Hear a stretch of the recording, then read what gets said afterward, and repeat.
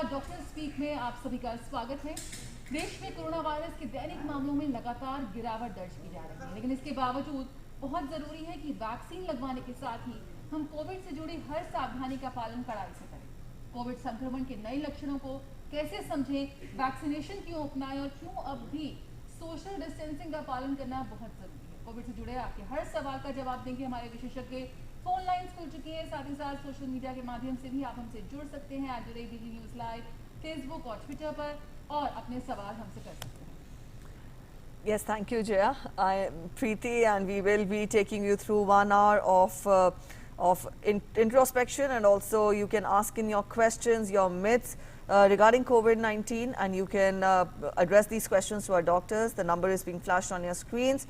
And every day we get you this program wherein you can ask your doubts with regard to the pandemic. And today when we talk of the panelists, today we are joined in by Dr. Kaushal K. Verma, Professor, Department of Dermatology, AIIMS, Dr. R. Narang, Professor, Department of Cardiology, AIIMS, and Dr. Anupam Prakash, Professor, Department of Medicine, Lady Hardinge Medical College. We welcome all of you this afternoon on Dr. Speak. And for our viewers, you can also put your questions through our social media platforms, that is our Facebook page or the Twitter handle. Dr. Verma, I would want you to begin by telling us what is the status of the pandemic. Now we know that gradual unlocking is taking place all across the country, and the recovery rate is also rising. From where did we start, and talking of this fight against pandemic, and how are we placed in the second wave of the pandemic? Yeah, I think it's a good news that the pandemic has started receding. The numbers have started coming down. The infectivity rate has gone down. So it's a happy news. It's a good thing which is happening. But at the same time, we need to be very careful. Careful in the sense that our large population is not vaccinated. So the moment the unlocking process begins and people start going to work and they start traveling in public transport, they start, say, meeting each other and the gatherings are there, then there is a potential risk of spreading the virus. So we have to understand that, yes, the vaccine is a very effective tool to combat the pandemic, but at the same time, till such time large population is vaccinated, we have to be extremely careful with the COVID appropriate behavior, which would mean that mask, a properly fitting mask, and it should be covering the face and nose all through as long as the person is outside from the house. The maintaining physical or social distancing and the hand hygiene. These measures will continue to remain important despite the numbers going down. And we know the numbers have gone down because of the lockdown, so the chain of transmission got broken. But soon when we have the chain, the people coming out, are coming, say, traveling in public transports, are they going for the gatherings, then there is a potential risk. So we have to be extremely careful. But yes, it's a happy news, it's a good news that the numbers are coming down. बिल्कुल, तो यहाँ पर संक्रमण की chain तोड़ने में हम कामयाब हुए हैं, लेकिन इसका मतलब ये नहीं कि हमें अपनी लापरवाही बरतने का मौका मिल जाए। हम वायरस अभी भी है और हमें संक्रमण को तोड़ना है। डॉक्टर आर नारंग हमारे साथ बने हुए हैं। Doctor Narang, post Covid complications भी इस वक्त काफ़ी ज़्यादा परेशान कर रही हैं लोगों को, जो कोविड से उभर पाए हैं। कोविड को उन्होंने मात ज़रूर दी है, लेकिन अब पोस्ट कोविड कॉम्प्लिकेशंस में कई ऐसे सिम्टम्स आ रहे हैं जो उनके लिए वाकई गंभीर चिंता का विषय बन रहे हैं। हम बात करें आँखों के सामने धुंधलापन या फिर लगातार बुखार बने रहना, किस तरह से आप देखते हैं इसको, और कितना चिंता करने की ज़रूरत है, और क्या कुछ कर सकते हैं लोग पोस्ट कोविड कॉम्प्लिकेशंस या इन सब सिम्टम्स से बचने के लिए, या इनके उपाय?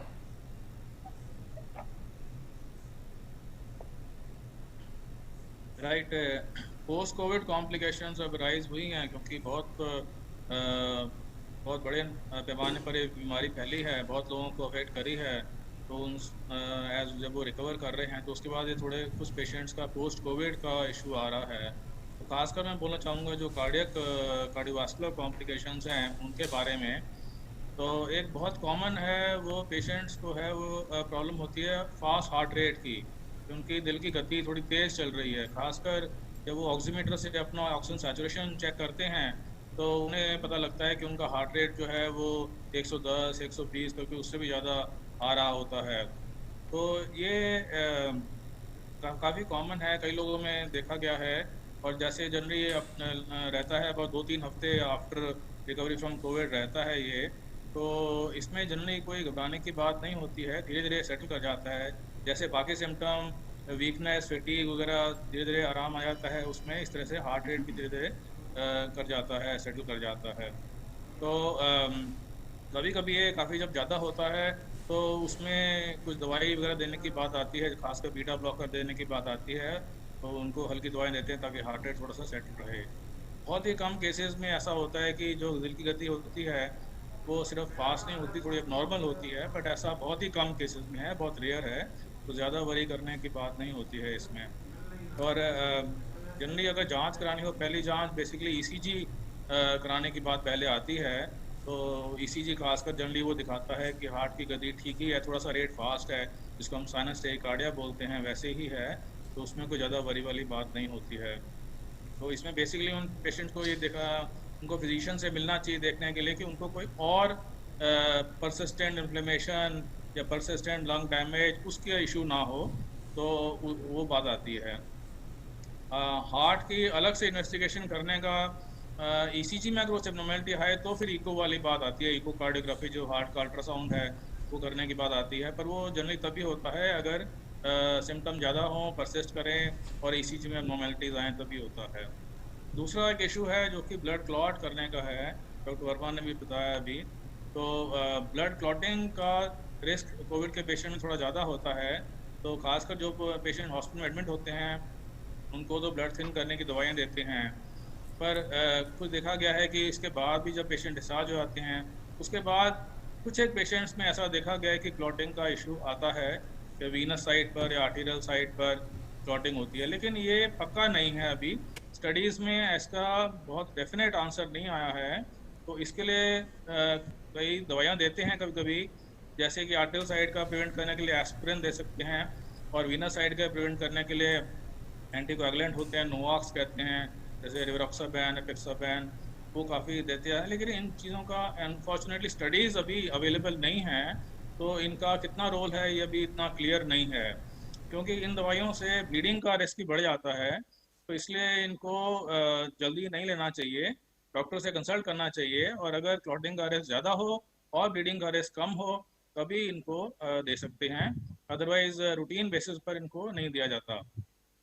तीसरी बात आती है कई बार लोग कहते हैं कि कई मायोकार्डाइटिस ना हो, हार्ट की इन्फ्लेमेशन ना हो, तो उससे हार्ट का मसल वीक होते हैं, लेकिन ऐसा जो है केसेस बहुत ही रेयर हैं, बहुत ही कम हैं। ये बात अक्सर आ जाती है क्योंकि वायरल इन्फेक्शन है और बाकी जगह इन्फ्लेमेशन कर रहा है, तो कहीं हार्ट में इन्फ्लेमेशन ना कर रहा हो, लेकिन फॉर्चुनेटली स्टडीज़ में ऐसा नहीं पाया गया कि कॉमन चीज़ नहीं है, ये बहुत ही अनकॉमन, बहुत ही ऑलमोस्ट रेयर रैरिटी है। सो इस पर ऐसे प्रिज्यूम नहीं करना चाहिए कि हार्ट की इन्फ्लेमेशन होती है। कुछ All right, study जैसे we'll cardiac need MRI more की studies clarity हुई on थी। this in the show ahead, but at this Sure. point we'll bring in Dr. Prakash in. Dr. Prakash, spell out more clarity on black fungus, yellow fungus, and also there are reports that white fungus, cases of white fungus are also prevalent. So to begin with, what is the difference between the three of them, and how is that to be dealt with? बिल्कुल सही है। फर्क जो है, मेरा मानना है जनसाधारण को ये पता होना चाहिए कि क्यों ये फंगस लग रहा है या फफूंदी लग रही है और इससे बचा कैसा जा सकता है। तो जो ये ब्लैक फंगस, येलो फंगस या व्हाइट फंगस आप कह रहे हैं, तो फंगस है फफूंदी जो कि आमतौर पे ब्रेड पे भी लग जाती है, जो हम देखते हैं आटा बाहर छूट जाता है, जो मॉइस्ट सरफेसेस होती हैं, जैसे कि बारिश में आपने देखा है बहुत जल्दी फफूंदी लग जाती है ब्रेड पे, रोटी पे। तो ये समझिए कि शरीर में भी हमारा कोविड वायरस की वजह से या कई बीमारियां जैसे होती हैं, कैंसर के रोगी होते हैं या फिर शुगर के मरीज होते हैं जिनका शुगर अनकंट्रोल चल रहा होता है, अनियंत्रित चल रहा होता है, उन मरीजों में भी फफूंदी लगने के चांसेस ज्यादा होते हैं क्योंकि उनका इम्यून सिस्टम कम चल रहा होता है। कई लोग जो स्टीरॉइड्स ले रहे होते हैं या फिर जिनको बहुत ज्यादा एंटीबायोटिक्स दिए जा रहे हैं, उनका भी इम्यून सिस्टम सप्रेस हो जाता है, तो इसलिए भी फफूंदी लग जाती है। तो फफूंदी तो एक जेनरा है, बड़ा एक ग्रुप है, तो कई तरह की फफूंदियां होती हैं, म्यूकर है, एस्परजिलस है, तो ये सब तकनीकी टर्म्स हैं, लेकिन ये जानना जरूरी है कि अगर फफूंदी लग रही है शरीर में, तो हमारा शरीर इतना कमजोर हो गया है कि उसमें फफूंदी, जो कि ब्रेड में भी लग जाती है बाहर छोड़ने पे, ह्यूमिडिटी ज्यादा या गर्मी ज्यादा के मौसम में, वैसे ही हमारे शरीर के भी जो कोशिकाएं हैं, जो कि टिश्यूज हैं, ऑर्गन्स हैं, वो भी इतने कुचल हो गए हैं कि ये दिक्कत शुरू हो गई है।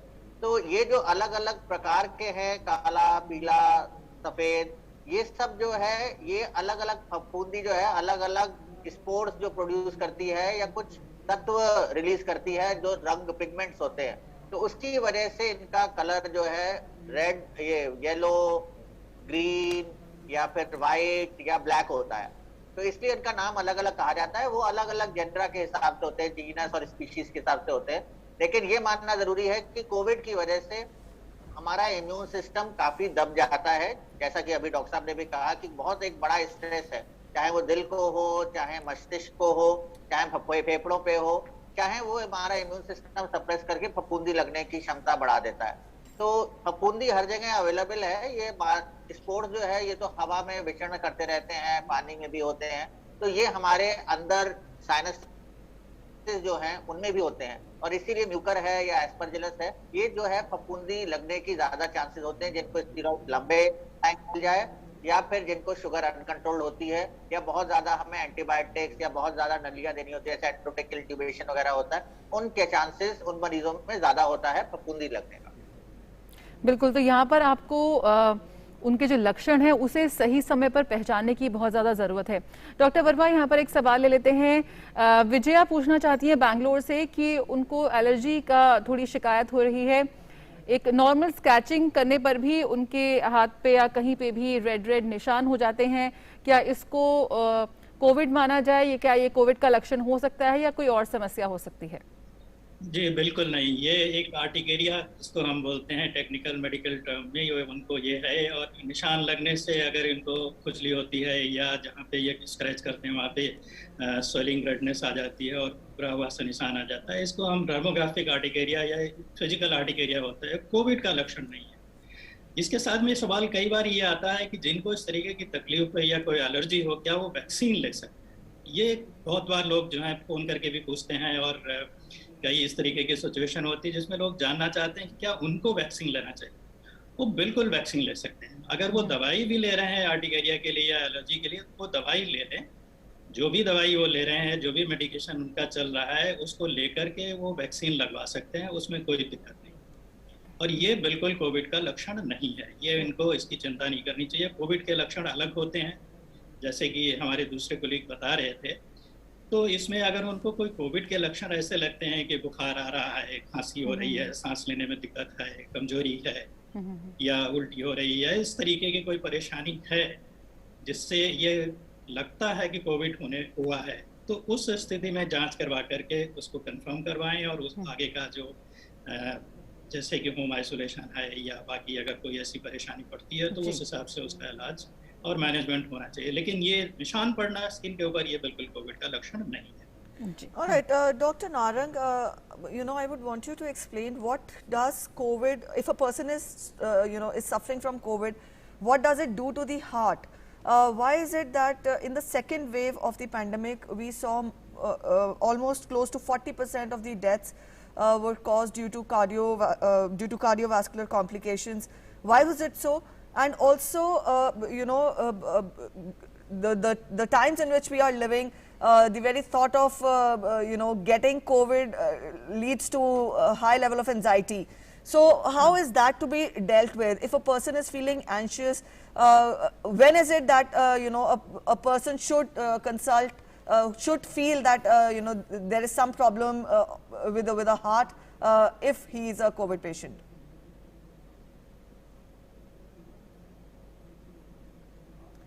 I would want you to unmute yourself, sir. Please check your device first.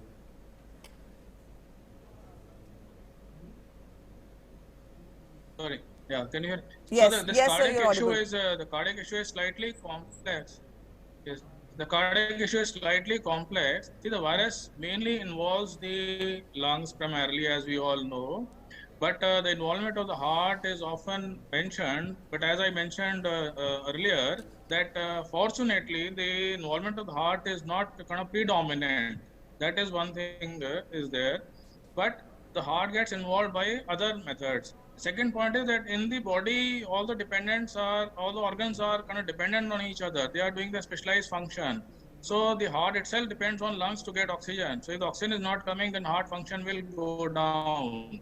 So that kind of thing is, in advanced stages of any disease, all the organs, they get affected, and that's called multi-organ failure. So that does occur.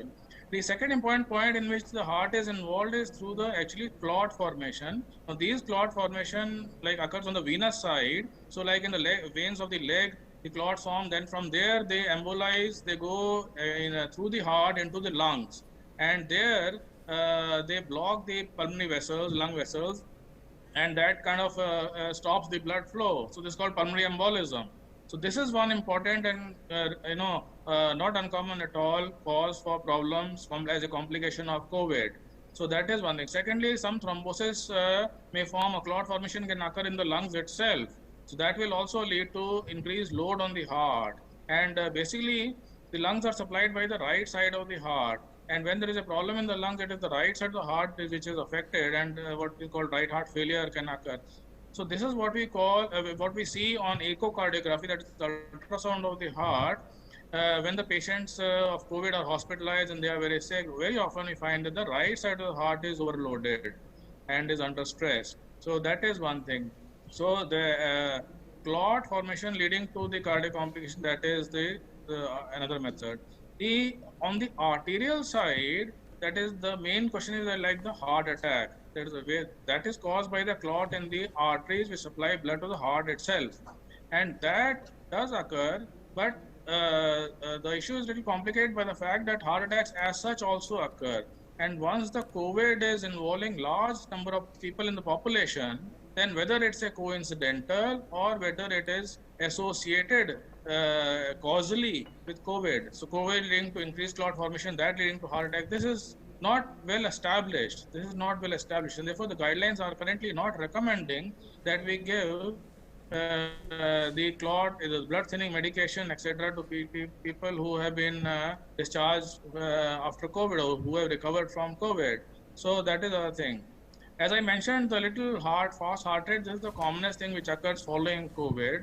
And you mentioned that 40% of people die of cardiovascular complications. This is actually, I would like to see this reference because this is not well established. As I mentioned, any condition, whether it's a kidney condition or a liver condition or a lung condition, in advanced stages, heart will get affected.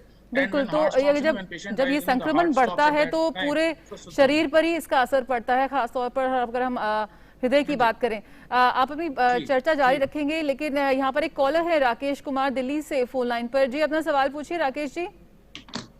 देखिए, मैं diabetic type 2 हूँ और मैं दोनों dose vaccine का ले चुका हूँ। क्या मैं बॉम्बे ट्रेवल कर सकता हूँ? आप डायबिटिक हैं आप? हाँ जी, टाइप 2। अच्छा, डॉक्टर वर्मा, आप इनके सवाल का जवाब देंगे? ये टाइप 2 डायबिटिक हैं, दोनों डोज ले चुके हैं, अब ये ट्रैवल करना चाहते हैं, कितना सुरक्षित होगा ये?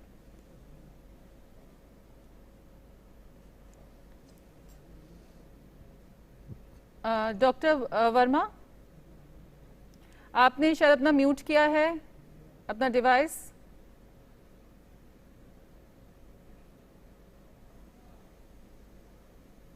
हेलो जी जी, आपकी आवाज आ रही है डॉक्टर वर्मा जी। जी, इनकी सेकंड डोज कब मिली है इनको? आपने अपनी सेकंड डोज कब ली है राकेश जी? एनीवे, ट्रैवल करने में इनको कोई प्रॉब्लम नहीं है। अगर इनको टाइप 2 डायबिटीज है, ये डायबिटीज का ट्रीटमेंट ले रहे हैं, वैक्सीन इनको लग चुकी है, अगर कोई और इनको प्रॉब्लम नहीं है और ये बॉम्बे जाना चाहते हैं, तो जो लोकल रेगुलेशन है उनके हिसाब से ये देख लें कि उनको जो RT-PCR नेगेटिव टेस्ट तो नहीं चाहिए, पहले शायद कुछ स्टेट्स में चाहिए होता था, तो लोकल रेगुलेशन से देख लें। मेडिकल पॉइंट ऑफ व्यू से इनको ट्रैवल करने में कोई प्रॉब्लम नहीं है, ये ट्रैवल कर सकते हैं। जी, तो आप ट्रैवल कर सकते हैं, लेकिन आपको कड़ाई से पालन करना होगा तमाम कोविड अप्रोप्रिएट बिहेवियर का।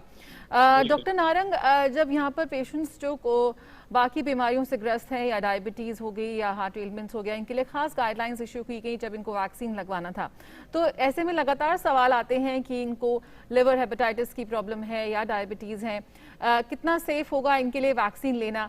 एक बार आप यहाँ पर लोगों के लिए स्पष्टता और साफ कोई से स्पष्ट कर सकते हैं चीज़ें कि कोमोर्बिडिटीज़ के होने के बावजूद वैक्सीन लेना कितना सुरक्षित है?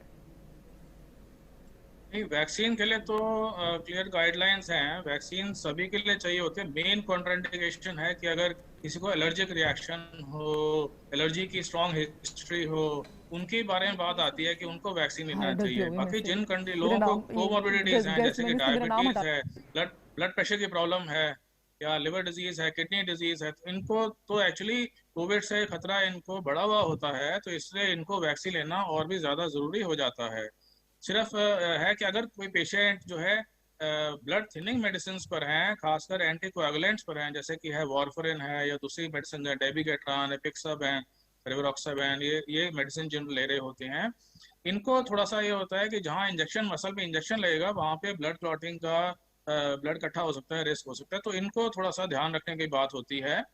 बाकी लोगों के लिए कोमोर्बिडिटीज के लिए कॉन्ट्राडिक्शन नहीं है। मेन कॉन्ट्राडिक्शन है कि अगर एलर्जी हो तो that is the main contradiction. Ji. All right, you're talking of contradictions, Doctor.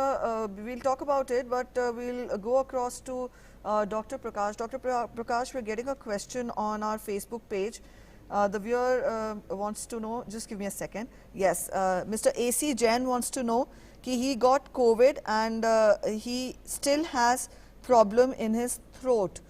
So it is painful for him to speak also. He wants to know what should be done. देखिए, कितने दिन हो गए हैं Covid हुए और उसके बाद गले में दर्द है, ये इम्पोर्टेंट है। कोविड से गले में दर्द बहुत लंबा नहीं रहना चाहिए। अगर उन्हें गले में दर्द है तो एक बार नाक कान गले के स्पेशलिस्ट को जरूर दिखाएं। हालांकि बदन दर्द वगैरह तो 2-4 हफ्ते रह सकता है, 7-8 हफ्ते भी रह सकता है, लेकिन अगर इन्हें दर्द शुरू में था और अभी भी रह रहा है तो नमक के गुनगुने पानी से गरारा कर लें, टोसिन की टैबलेट ले लें अगर दर्द हो रहा है तो। लेकिन फिर भी अगर परसिस्ट कर रहा है तो फिर मेरा मानना है कि गले में डॉक्टर साहब को जरूर दिखवाएं, क्योंकि एक बार दिखाना जरूरी है। बिना देखे इसको आगे मैं नहीं कहूंगा कि इसको हमें आगे बढ़ना चाहिए। बिल्कुल। डॉक्टर प्रकाश, यहाँ पर अनिरुद्ध खजूरिया का भी एक सवाल है। ये 9वीं कक्षा के छात्र हैं, 13 वर्ष के हैं और ये जानना चाहते हैं कि कब तक इन्हें वैक्सीन के लिए इंतजार करना होगा। देखिए, 13 साल पे इन्हें जो है इतनी चिंता नहीं करनी चाहिए। जो बच्चों में और एडोलेसेंट्स हैं, इनकी उम्र के जो नौजवान हैं, उनमें अभी तक कोई बहुत सीरियस या गंभीर संक्रमण नहीं देखा गया है। और कुछ एक लोग भी हैं जिनमें हमें जटिलताएं या कॉम्प्लिकेशंस देखने को मिली हैं। तो बच्चों में हालांकि आगे भी थर्ड वेव के लिए लोग बहुत परेशान हैं और सजग हैं, वो बहुत अच्छी बात है, लेकिन परेशान होने की बिल्कुल जरूरत नहीं है। हमने फर्स्ट वेव में जो देखा उससे कहीं अधिक बच्चे सेकेंड वेव में भी इन्वॉल्व थे। और बच्चे या जो ये नवयुवक हैं, जो टीनेज बच्चे हैं, इनमें कोई हमें बहुत ज्यादा दिक्कतें देखने को नहीं मिली हैं। कुछ एक ही बच्चे जो हैं एडमिट हुए हैं या उनमें कॉम्प्लिकेशंस हुए हैं, बाकी बच्चे सब जो है एसिम्प्टोमेटिक या माइल्ड इन्फेक्शन लेकर के ठीक हो गए हैं। इसलिए इनको इतनी चिंता करने की जरूरत नहीं है। लेकिन हाँ, ये जरूर ध्यान रखें कि मास्क पहनना है, बाहर जाएं तो अगर हाथ जरूर धोएं और सामाजिक दूरी बना करके रखें, क्योंकि इनके थ्रू इन्फेक्शन घर में आ सकता है। और अगर घर में इन्फेक्शन आ सकता है तो बच्चे या नौजवान जो नवयुवक है ये अकेले नहीं रहते हैं। तो ये एडोलेसेंट्स जो हैं ये दे कैन बी कैरियर्स, ये कैरियर बन करके इन्फेक्शन ला करके घर में अपने बड़े को दे सकते हैं इन्फेक्शन, जो कि ज्यादा जानलेवा या दिक्कत पैदा कर सकता है। तो ये नहीं सोचे कि खुद इनको इतनी जटिलताएं नहीं होंगी तो इनके थ्रू घर में इन्फेक्शन आ जाएगा तो बाकी लोगों को तो लेकिन दिक्कत हो सकती है। इसलिए बचना इनका भी बहुत जरूरी है, लेकिन घबराने से कोई ज्यादा फायदा नहीं है और घबरा करके कुछ मिलेगा नहीं। चिंता ना करें, अगर हो जाएगा तो आमतौर पर ठीक हो जाएगा। वैक्सीन के लिए मेरे ख्याल से अभी तो 15 to 44 ईयर के जो लोग हैं उनमें ज्यादा कोशिश की जा रही है देने की। एक बार ये स्टेज हो जाएगी तो इसके बाद नवयुवकों में भी मिलेगी। उनमें भी आजकल क्लिनिकल ट्रायल्स चल रहे हैं और एडोलेसेंट्स और बच्चों में भी आने वाले समय में वैक्सीनेशन खुल जाएगा। जी चलिए, उम्मीद करते हैं जल्द ही वैक्सीन बच्चों के लिए ट्रायल शुरू हो चुके हैं। एम्स पटना और एम्स दिल्ली में भी ट्रायल्स शुरू होने जा रहे हैं। बिल्कुल। All right, Dr. Verma, a number of people have this doubt about how does the virus spread. In the first wave, we saw that we had to wash each and everything before consumption, and in the second wave, also the more dreaded and severe version of the virus has been seen. A viewer wants to know, does the virus, or for that matter, what is the severity of the virus if it spreads through touching of surfaces? How can skin be, a transmitter of the virus? To what extent can skin be transmitter of the virus? I think first we need to understand how the virus is transmitted from one infected person to another. If the infection, the transmission is through the aerosol. So when the person is, say, standing next to the another person who is infected, it's the respiratory route, which is the carrier of the infection and where the infection is transmitted from one person to another.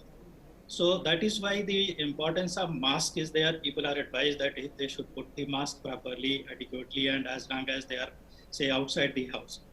The surface contamination leading to transmission of virus, that has not been well established. Earlier, it was thought that surface contamination, the virus may be there on the surface, it may be getting, say, transmitted from one person through the surface to another person.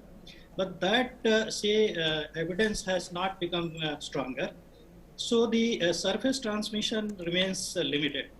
But this cannot be completely ignored, and it cannot be said that there is no at all surface to surface transmission or transmission through the surface, because that is why the reason is that we still continue to maintain and advise that hand hygiene should be maintained. And that is why in the settings where COVID patients are there, people use protective gas, PP. And they also try that, yes, the person should not directly coming in contact with another person. So the route of transmission remains respiratory through the nasal route, through the aerosol transmission, and the surface contamination and transmission through the surface touching is limited, but not completely out. There is no evidence to suggest that it does not happen.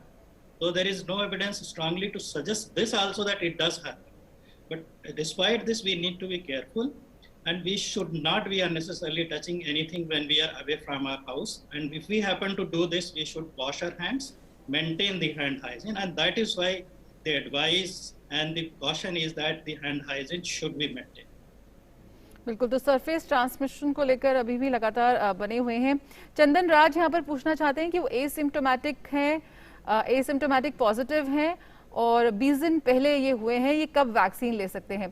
Doctor Narang, आप यहाँ पर थोड़ा सा स्पष्टता दे सकते हैं कि अगर आप पॉजिटिव हुए हैं तो आपको कितना समय बाद वैक्सीन लेनी चाहिए? लगातार ये सवाल आता है। कई बार ये भी जानना चाहते हैं व्यूअर्स की उन्होंने पहली डोज ली वैक्सीन की और उसके बाद वो पॉजिटिव हो गए, ऐसे में उन्हें कितना इंतजार करना होगा सेकेंड डोज के लिए? राइट, ये रिसेंटली ये प्रॉब्लम स्टार्ट हुई थी क्योंकि वैक्सीन पहले थोड़ा कम हो रहा था, कोविड केसेस भी थोड़े कम थे, तो इतनी प्रॉब्लम नहीं आ रही थी। फिर कोविड केसेस बढ़ने शुरू हो गए, लोगों ने वैक्सीन लेना भी शुरू कर दिया, तो फिर ये इशू आया कि कुछ लोगों ने पहली डोज ली, फिर उनको कोविड हो गया, फिर सेकंड डोज कब लें, या किसी को कोविड हुआ उन्होंने एक भी डोज नहीं ली, उनको वैक्सीन लेना चाहिए या नहीं लेना चाहिए। तो इसके लिए गवर्नमेंट ने और ICMR ने क्लैरिफाई किया, उनका एक गाइडलाइन आई हैं, तो उसमें बताया गया कि 3 months का पीरियड बोला है कि 3 months आफ्टर कोविड आप वैक्सीन ले सकते हैं। तो अगर आपने पहली डोज ले ली है, फिर उसके बाद आपको कोविड हुआ है, तो फिर 3 months वेट करके सेकंड डोज लगवा लीजिए, या अगर आपने कुछ भी नहीं लिया है, वैक्सीन का एक डोज भी नहीं ली है, तो कोविड हुआ है आपको, फिर 3 months वेट करके पहले पहली डोज और उसके बाद सेकंड डोज लगवा लीजिए। तो this is now clear. All right, Dr. Verma, what are the complications which a person can face with regard to skin specifically during COVID times, even if we talk of the time during the infection, when the person is recuperating, and also post-recovery complications? Do people face any complications with regard to skin? Yeah, I think this is such a virus which has not spared any organ system in the body. And the skin is one of the organ systems which is largely and majorly affected. It has been seen that the virus can cause skin rash even before the clinical symptoms have set in certain number of people, and in large majority, say about 60%, they can have the skin rash which can occur during the course of the illness. And all kind of skin rashes can occur. right from say the what we call viral exanthem, which is a common maculopapular rash which occurs in any viral infection, to as severe as gangrene can occur. And the range could be anything between this, say, maculopapular, say, nodular, pustular, all kind of lesions can occur, including gangrene. And what we have seen, when the severity of the disease has been, say, high, the more severe patients had more serious and more severe type of skin lesions.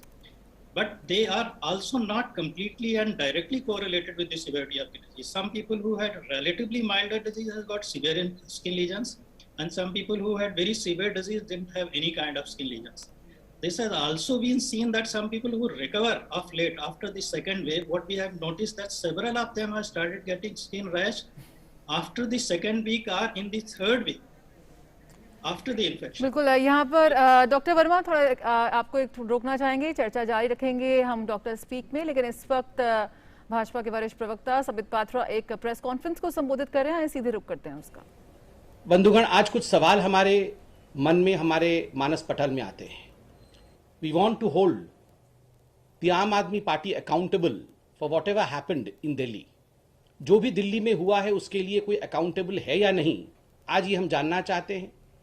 और आज एक महत्वपूर्ण खबर छपी है एक बहुत बड़े अखबार में, और ये महत्वपूर्ण खबर है, number of Delhi death certs up 250% to 35,000 in April and May. और जो आंकड़े आए हैं मैं वो आंकड़े भी आपके सामने प्रस्तुत करना चाहता हूं। इस खबर को पढ़ते हुए भारतवासी और खास करके दिल्ली वासी, उनकी आंखों में एक नमी आ जाती है। किस प्रकार से सैकड़ों लोगों की मृत्यु होती है और किस प्रकार से इन आंकड़ों को छुपाया जाता है और कोई भी अकाउंटेबल नहीं है। इस प्रकार का एक पिक्चर दिल्ली का जो प्रशासन है, दिल्ली की जो सरकार है, वो हम सबके सामने रखने का प्रयास करती है। बंधुगण, आज के इस खबर का मुख्य बिंदु यह है कि 2 महीने, अप्रैल और मई का महीना, यह 2 महीना सर्वाधिक महत्वपूर्ण महीने रहे थे जहां तक कि कोविड के सेकेंड वेव का संबंध है। और इन 2 महीनों में लगभग 34,750 डेथ सर्टिफिकेट्स इशू किए गए हैं। दिल्ली के 3 म्युनिसिपल कॉरपोरेशन जो है, इन तीनों म्युनिसिपल कॉरपोरेशन के द्वारा 35,000, लगभग 34,750 टू बी प्रिसाइज। और आप सोचिए, इतने बड़ी तादाद में death certificate 3 municipal corporation issue करते हैं अप्रैल और मई के महीने में, किंतु जो ऑफिशियल फिगर है, जो सरकारी आंकड़े दिल्ली की सरकार देती है, वो कितना है? वह है 9,916 सर्टिफिकेट। कहां तो 35,000 और कहां मात्र 9,000 सर्टिफिकेट दिए गए हैं दिल्ली सरकार द्वारा। एक तरह से अगर ये देखा जाए तो ये 250% इंक्रीज है, 250% इजाफा है संख्या में मृतकों की, जो आंकड़े दिखाए गए और जो वास्तविक संख्या है मृतकों का। बंधुगण, जो ऑफिशियल कोविड फिगर्स 2 महीने के रहे हैं वो कुल मिलाकर के 13,201 रहे हैं, और जो डिफरेंस होता है म्युनिसिपल कॉरपोरेशन द्वारा दिए हुए आंकड़ों का और ऑफिशियल फिगर्स का, वो होता है 21,549। आप सोचिए, अनअकाउंटेड डेथ 21,000 से अधिक ऐसी मृत्यु हुई हैं दिल्ली शहर के अंदर जो अभी तक अनअकाउंटेड है, जिनके विषय में कोई हिसाब देने को तैयार नहीं है। कहां से 21,000 लोगों की मृत्यु हुई, कैसे 21,000 लोगों की मृत्यु हुई, वो कौन लोग हैं जिनका दिल्ली सरकार नाम भी लेना नहीं चाहती है। आज मैंने पढ़ा है इस अखबार में कि कुछ महत्वपूर्ण अधिकारियों ने एक मांग रखी है कि दिल्ली में डेथ ऑडिट भी किया जाए।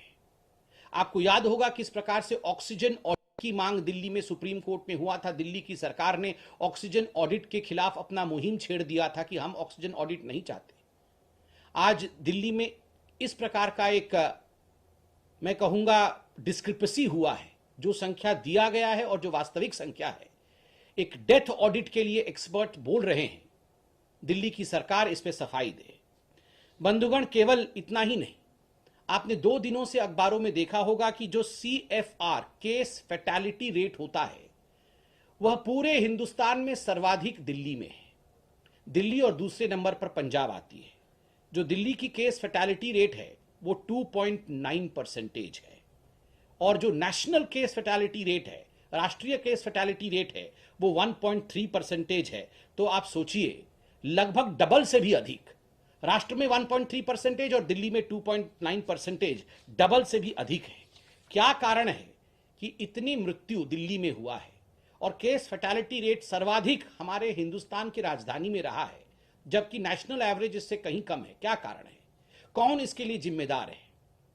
बंधुगण, आज भारतीय जनता पार्टी कुछ दस्तावेजों के साथ कुछ सवाल रखेगी अरविंद केजरीवाल जी के सामने, और आदरणीय अरविंद केजरीवाल जी से हम ये रिक्वेस्ट करते हैं, कोई राजनीति हम नहीं कर रहे हैं, हम एक जेन्युइन रिक्वेस्ट करते हैं अकाउंटेबिलिटी के आधार पर कि आम आदमी पार्टी की सरकार एक श्वेत पत्र, एक व्हाइट पेपर जारी करे जिन सवालों को हम उठाने वाले हैं।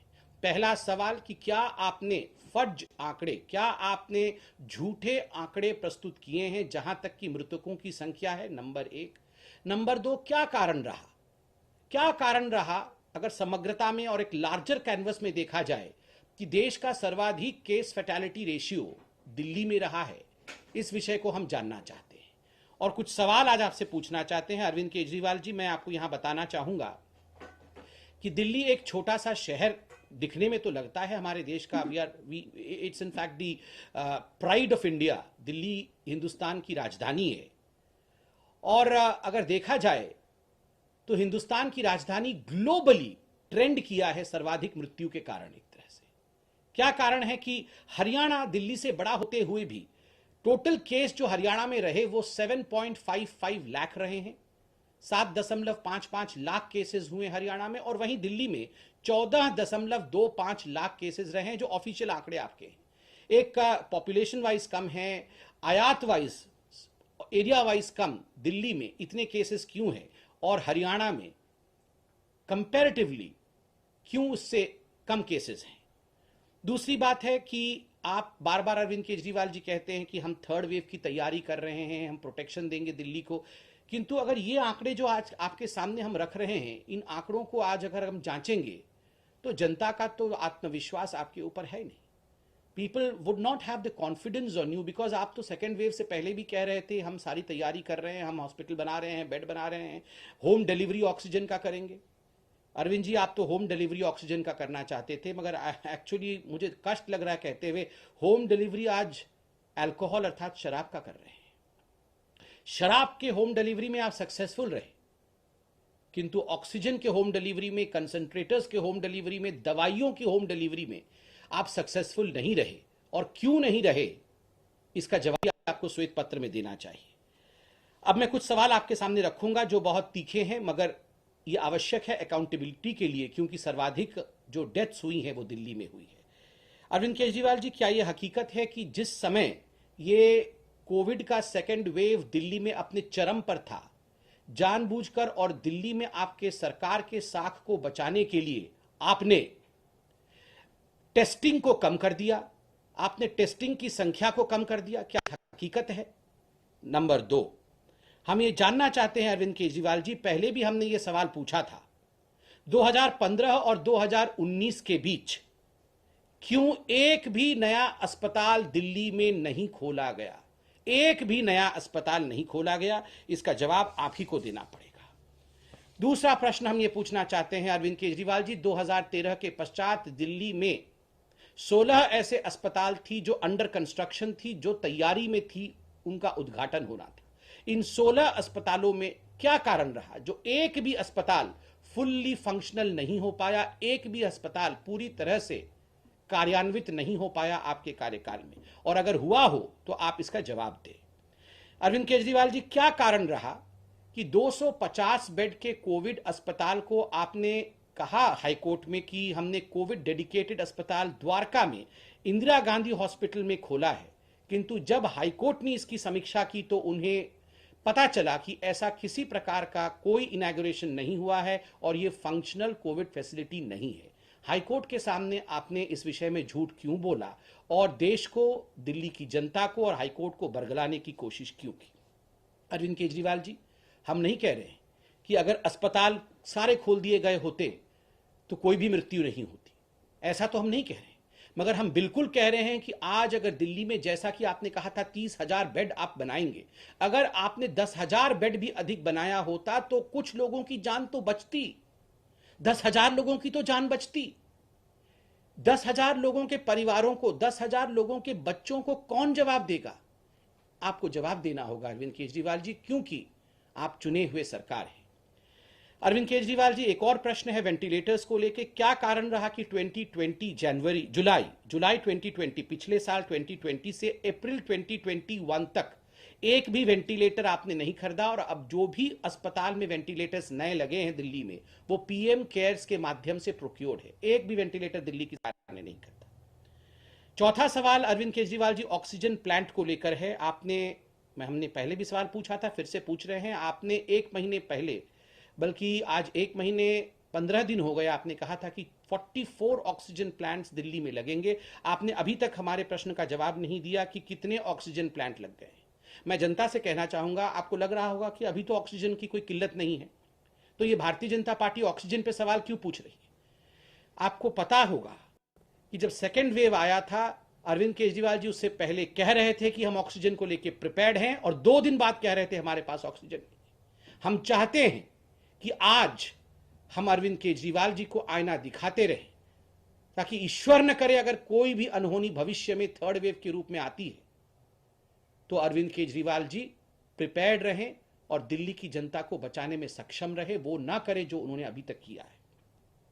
ऑक्सीजन मिसमैनेजमेंट को लेकर तो आप लोगों की लॉजिस्टिक में गलती रही है। हम जानना चाहते हैं इस श्वेत पत्र में ऑक्सीजन मिसमैनेजमेंट को लेकर केजरीवाल जी, कि आपने सुप्रीम कोर्ट में ऑक्सीजन ऑडिट को लेकर मना क्यों किया था, और जब ऑक्सीजन ऑडिट की बात हुई तो तुरंत आपने ये क्यों कहा कि अब हमारे पास एक्सेस ऑक्सीजन है, और जो प्लांट्स हमें ऑक्सीजन सप्लाई कर रही थी वो हमें सप्लाई करना बंद कर दे या उन ऑक्सीजन को डाइवर्ट करना शुरू कर दे। 2 दिन के अंदर ऐसा क्या परिवर्तित हो गया? क्या यह सच नहीं कि कहीं ना कहीं ऑक्सीजन ऑडिट के नाम को सुनते ही आपको लगा कि सच का भांडाफोड़ हो जाएगा और आपने एक यू टर्न लिया? इसको आप जरूर व्हाइट पेपर में मेंशन करें।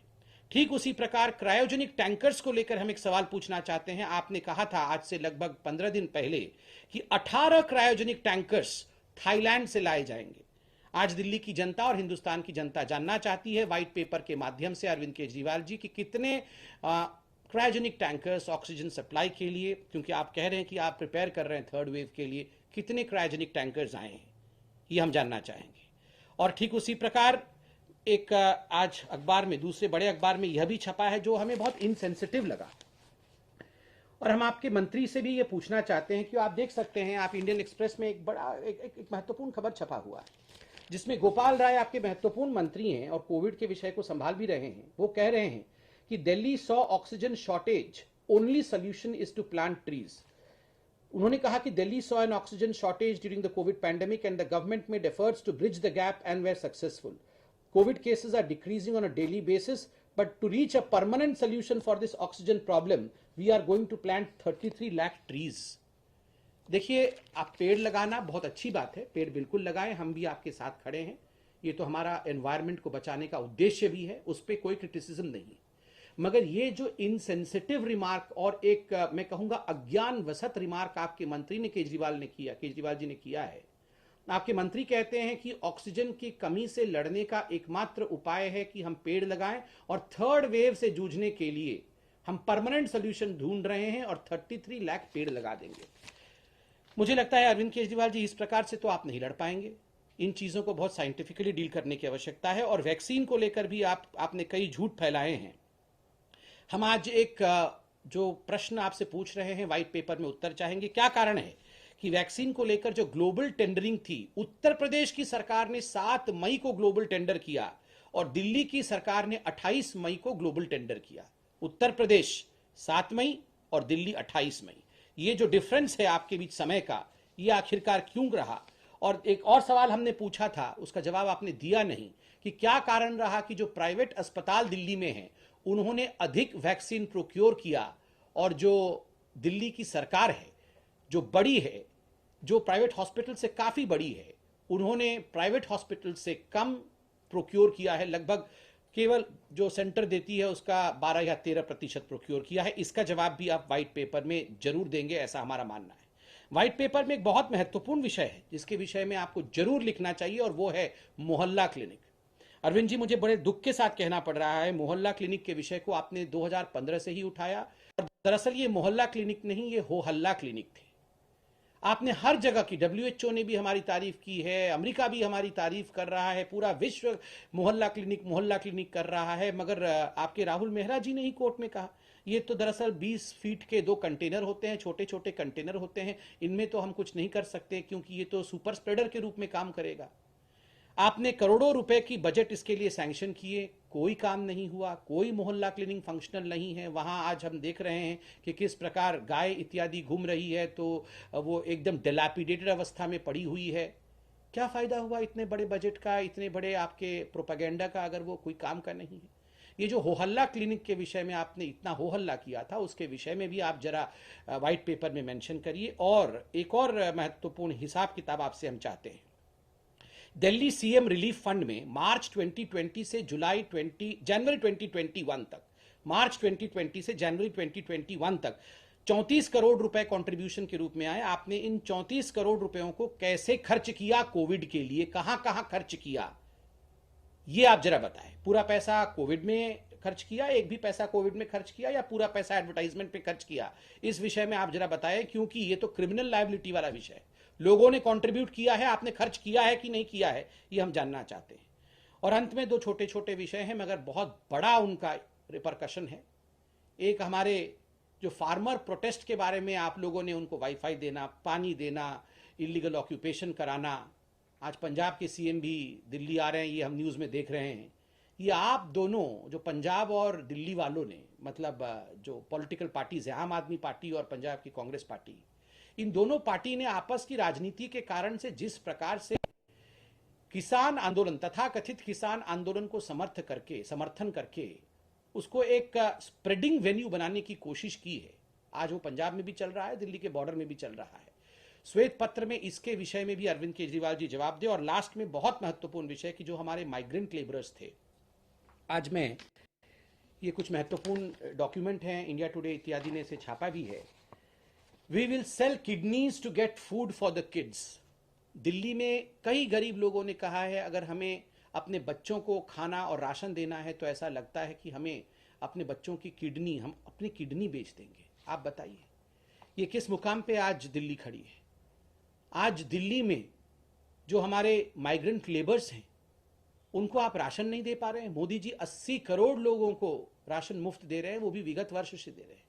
आप ना राशन दे पा रहे हैं, ना उनके लिए नौकरी मुहैया करा पा रहे हैं, और वो अपनी किडनी तक बेचने की बात कर रहे हैं।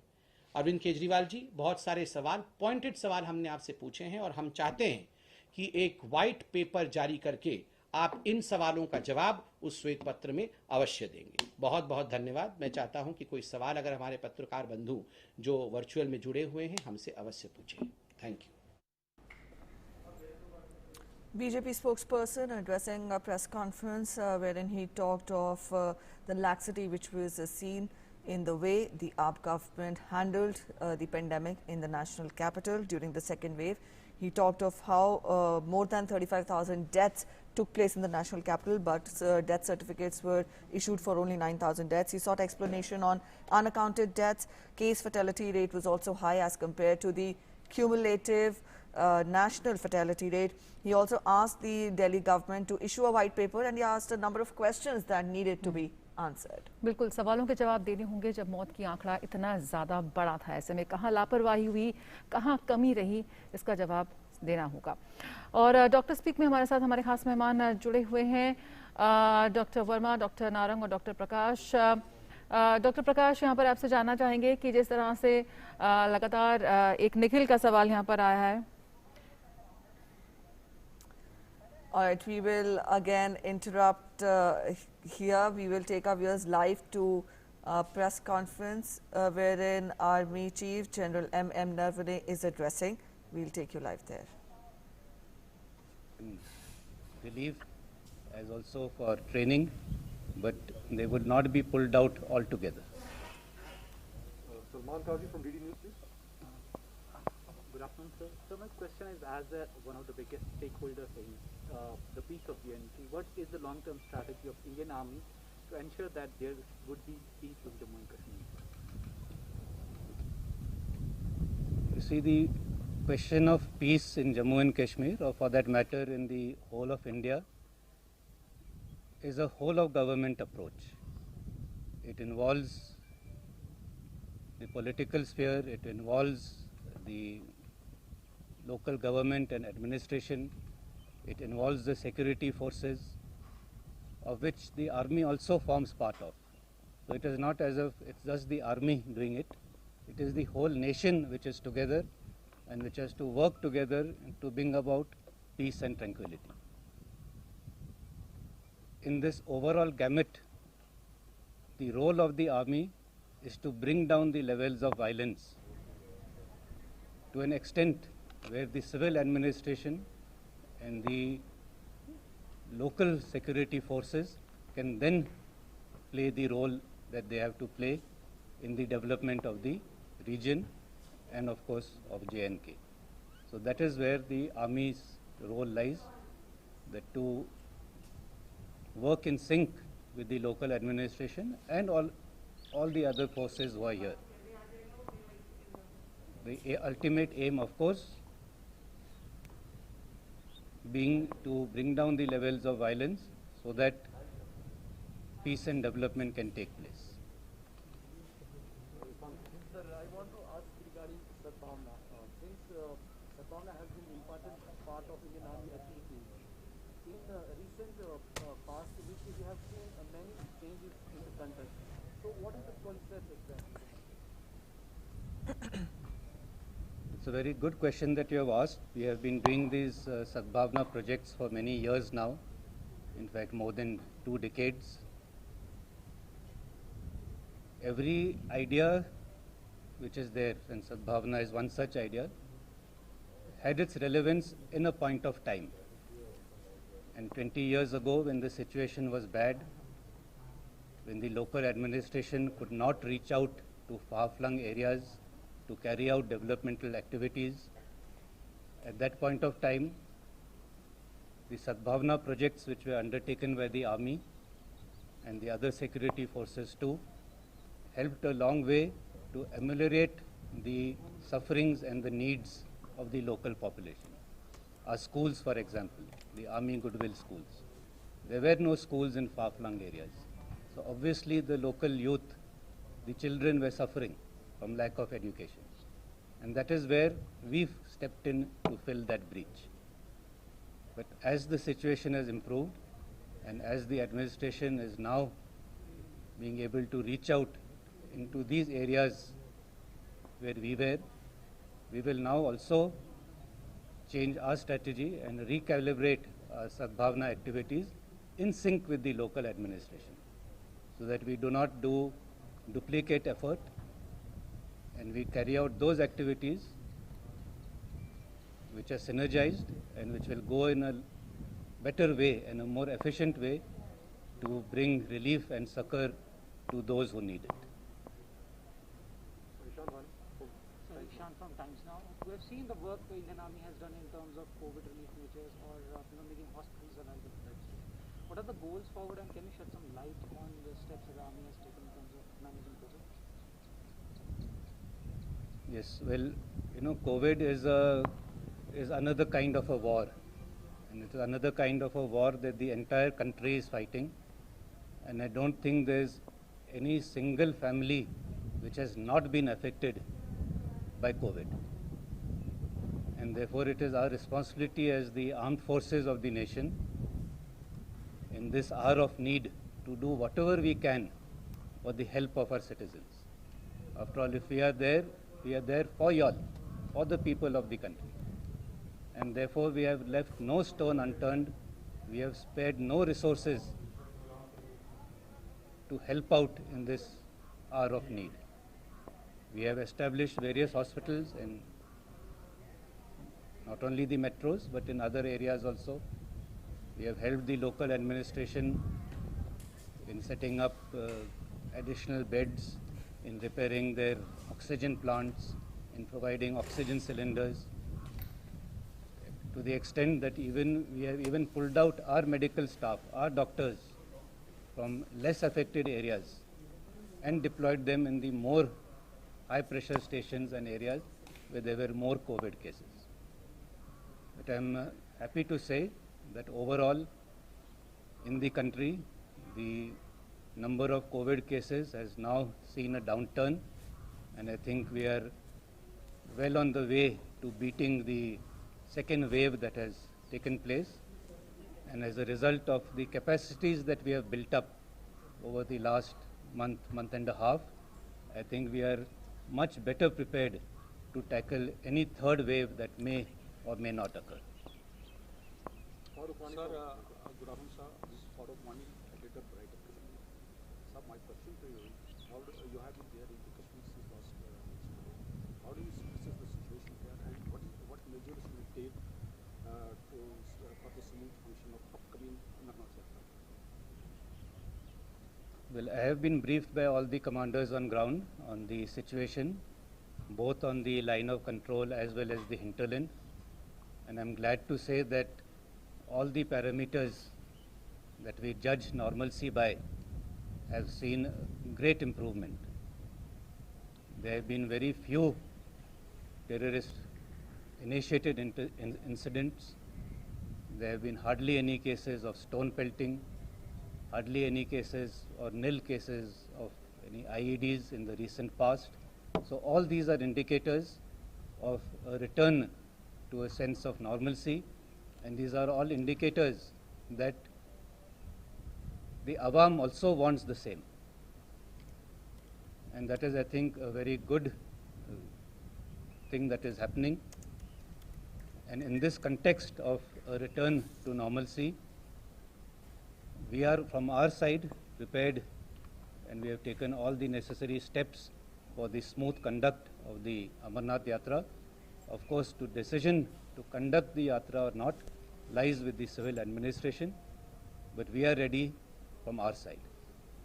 Okay, last question, Gohar from ANI. Sir, what's your message for the youth of Kashmir? I think I just made a slight mention of it in the previous answer. I think after such a long time,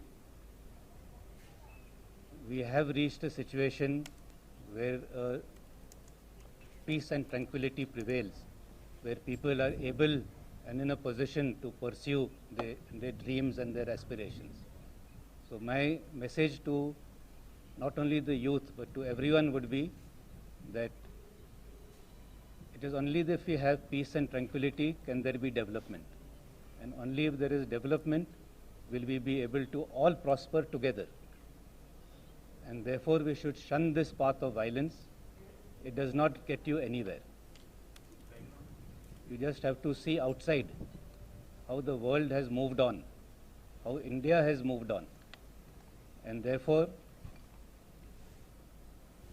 embrace the future. And the world over, the future lies in shunning violence. And if we do that, it will only hasten the process of ushering a new era of development and prosperity in the state. I think with this, we'll finish, sir. Permission, sir? Thank you very much. Thank you. Srinagar से सीधा media से बातचीत करते हुए सेना प्रमुख जो 2 दिवसीय जम्मू कश्मीर दौरे पे थे, उन्होंने कहा कि जिस तरह से कोविड भी एक तरह की वॉर है और सेना ने जिस तरह से पूरे देश में मदद पहुंचाई है वो काबिल तारीफ, और लगातार संक्रमण की दर गिर रही है और हम कोविड से लड़ रहे हैं। साथ ही साथ उन्होंने कहा कि जम्मू कश्मीर की अगर हम बात करें तो वहाँ विकास का, डेवलपमेंट का एक नया अध्याय लिखा जा रहा है जिसके साक्षी हम सभी बन रहे हैं। Added to that, he also evaluated how Sadbhavna project has evaluated and has evolved in the recent years. We'll keep you updated in the bulletin that follows. We'll get you the highlights of that press conference. As of now, that's it. And Dr. Speak this afternoon, we could not take much questions of our viewers today, but you can still tune in to the rest of the editions of Dr. Speak through the day. As of now, that's it. Thanks for watching. Namaskar.